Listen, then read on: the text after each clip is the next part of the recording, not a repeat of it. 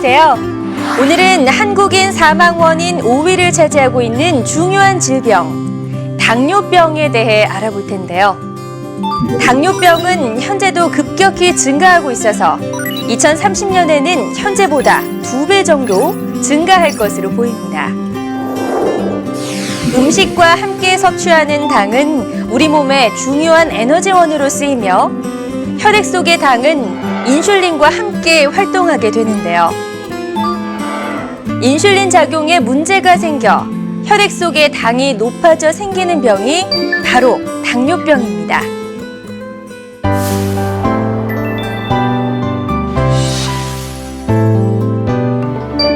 당뇨병의 원인은 혈액 속의 당을 조절하는 데 꼭 필요한 호르몬인 인슐린에 문제가 생기는 것입니다.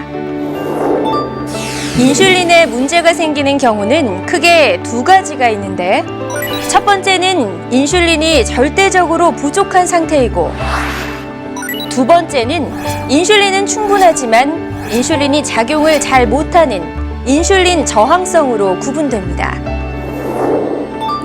당뇨병은 유전적인 요인과 환경적인 요인이 함께 작용해 생긴다고 보고 있습니다. 보통 부모 중 한 명이 당뇨병이 있으면 자녀가 당뇨병에 걸릴 가능성이 20에서 30%, 부모 모두 당뇨병이 있으면 50% 정도의 가능성이 있습니다. 이러한 유전적인 요인에 비만, 스트레스, 고칼로리 음식의 과잉 섭취 등 환경적인 요인이 겹치게 되면 당뇨병이 발병합니다.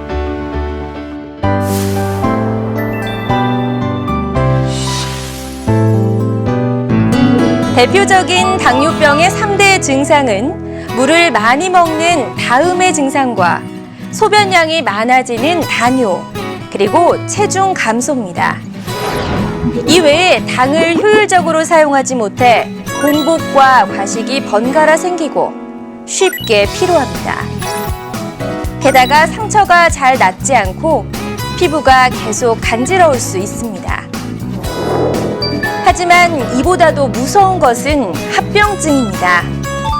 합병증은 갑자기 찾아오는 급성 합병증과 오랜 기간에 걸쳐 서서히 나타나는 만성 합병증이 있는데요. 급성 합병증은 인슐린의 부족과 수분의 결핍 등과 관련이 있기 때문에 신속하게 치료를 받지 않으면 혼수 상태 등 심각한 증상이 나타나기도 합니다. 만성 합병증은 당뇨병이 5년에서 10년 이상이 되면 생기기 시작하는데요. 크게 혈관성 합병증과 비혈관성 합병증으로 나뉩니다. 혈관성 합병증은 뇌졸중, 협심증, 심근경색증, 말초혈관 질환, 당뇨병성 망막증, 당뇨병성 신증 등이 있고, 비혈관성 합병증에는 설사, 위마비, 배뇨와 성기능 장애, 백내장 등이 있습니다.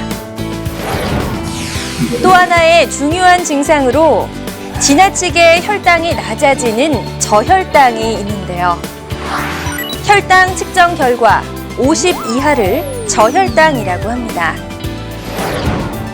저혈당은 식사를 거르거나 인슐린이나 약물의 과다 사용, 식사를 하지 않고 운동을 하거나 빈속에 술을 마신 경우에 생기는데요. 떨림, 가슴 두근거림, 어지러움, 식은땀, 배고픔, 시력장애, 두통 등이 나타납니다. 이러한 경우 하던 일을 즉시 멈추고 콜라나 사이다, 주스와 같은 음료수를 마시거나 초콜릿, 사탕 등을 섭취해야 합니다. 하지만 의식을 잃었을 경우에는 먹을 것을 주는 것은 오히려 위험하기 때문에 신속히 병원으로 이송해야 합니다.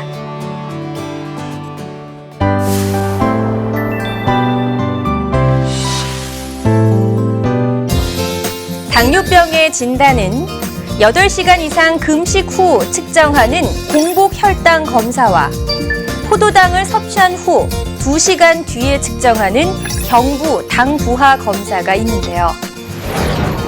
공복 혈당 기준으로 126 이상이거나 경부 당 부하 검사 기준으로 200 이상인 경우 당뇨병으로 진단하게 됩니다. 만약 공복 혈당 검사에서 100 이상, 126 미만인 경우는 공복 혈당 장애, 경부 당 부하 검사에서 140 이상, 200 미만인 경우에는 내당능 장애라고 합니다. 이 두 가지 상태는 당뇨병의 전 단계로 분류하는데요. 당뇨병으로 진행할 가능성이 높습니다.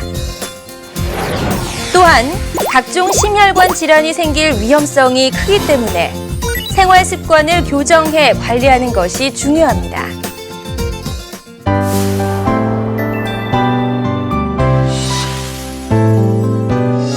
당뇨병 치료의 목표는 첫째는 고혈당에 의한 증상을 없애고 둘째는 당뇨병으로 인한 합병증 발생을 막는 것입니다. 당뇨병의 종류로는 제1형과 제2형이 있는데요.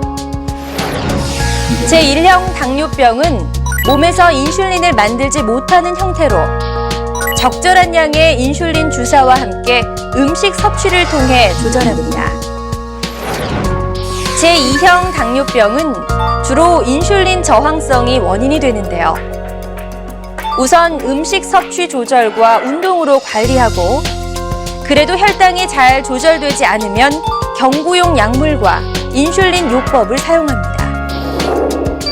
당뇨병을 잘 관리하기 위해서는 다음의 사항을 잘 지켜야 합니다. 첫 번째는 올바른 음식 섭취. 하루 3번, 필요한 만큼 골고루 음식을 먹어야 합니다. 혈당을 급격히 올리는 음식은 있지만 원칙적으로 먹지 말아야 할 음식은 없기 때문에 의료진이나 영양 전문가와 함께 식습관을 상담합니다. 두 번째는 적절한 운동인데요. 운동은 혈당 저하, 심장과 혈액순환의 건강 유지 등 유익한 효과가 있습니다.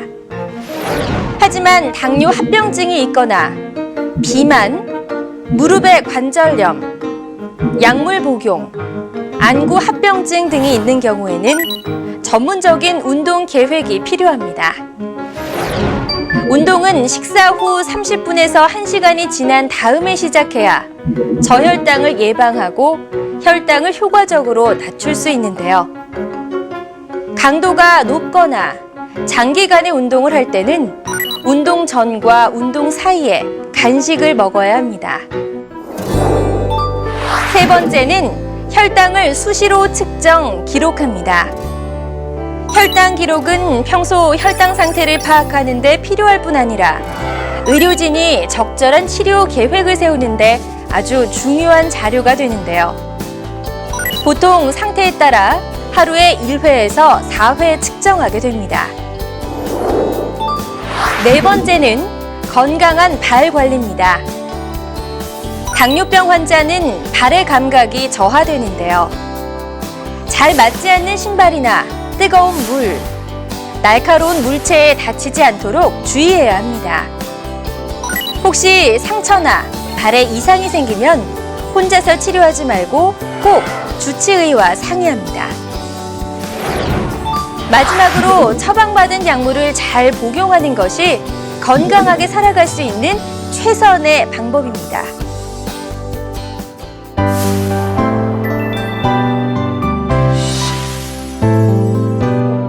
당뇨병의 대부분을 차지하는 제2형 당뇨병이 발생하기 전에 당뇨병 전 단계인 내당능 장애가 먼저 나타나는데요. 이럴 경우 식이요법과 운동요법, 그리고 약물 복용 등으로 당뇨병을 예방하거나 발병을 늦출 수 있습니다. 또한 가족들 중 당뇨병 환자가 있거나 비만 혹은 공복 혈당 장애, 고지혈증, 고혈압 등이 있는 경우에는 운동을 통해 정상 체중을 유지하는 것이 중요합니다.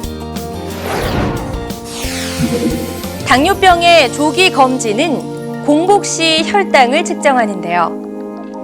남녀 모두 45세 이상이거나 45세 이전이라도 가족들 중 당뇨병 환자가 있거나 그 외 고혈압 위험이 있는 경우에는 매 3년마다 정기 검진을 받는 것을 추천합니다. 만성 질환의 경우 건강한 생활 습관만으로도 예방이 가능한데요. 당뇨병의 경우에도 마찬가지입니다. 오늘 나의 생활 습관을 돌아보는 시간을 갖는 건 어떨까요? 감사합니다.